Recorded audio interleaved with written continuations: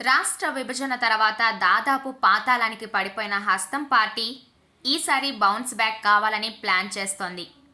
దీనికోసం వైఎస్ బ్రాండ్ను తెర మీదకు తీసుకువచ్చింది. వైఎస్ షర్మిలకు పార్టీ పగ్గాలు అప్పజెప్పిన కాంగ్రెస్ ఒక్కో అడుగు ఆచితూచి వేస్తోంది. షర్మిల బాధ్యతలు తీసుకున్న తర్వాత పార్టీలో అంతో ఇంతో కదలిక మొదలైంది. రాష్ట్ర వ్యాప్తంగా పర్యటనలు జరుపుతున్న షర్మిల ముఖ్య నేతలను కలుస్తూ కార్యకర్తల్లో ఉత్తేజం నింపే ప్రయత్నం చేస్తున్నారు. ఏపీ ఎన్నికల కోసం కాంగ్రెస్ తరపున ఇద్దరు ముఖ్యమంత్రులు స్టార్ క్యాంపెయినర్లు కాబోతున్నారు. తెలంగాణ సీఎం రేవంత్ రెడ్డితో పాటు కర్ణాటక సీఎం సిద్ధరామయ్య కూడా ఏపీ ఎన్నికల ప్రచారంలో పాల్గొంటారు. ఢిల్లీ పర్యటనలో సోనియా గాంధీతో ఇదే విషయంపై చర్చలు కూడా జరిపారు. దీనికి పార్టీ హైకమాండ్ కూడా పాజిటివ్గా రియాక్ట్ అయింది. దీంతో ఏపీలో రేవంత్ ప్రచారం దాదాపు కన్ఫర్మ్ అయినట్లే. అయితే ఇక్కడే అసలు సమస్య వచ్చింది.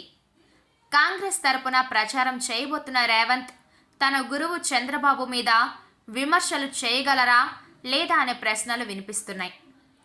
ఆరోపణలు విమర్శలతో ఆపేస్తే ఏపీ రాజకీయాల్లో పని కాదు. తిట్టిన తిట్టు తిట్టకుండా తిట్టాలి. మరి చంద్రబాబు విషయంలో రేవంత్ ఆ పని చేయగలరా అన్నది $1 మిలియన్ ప్రశ్నగా మారింది.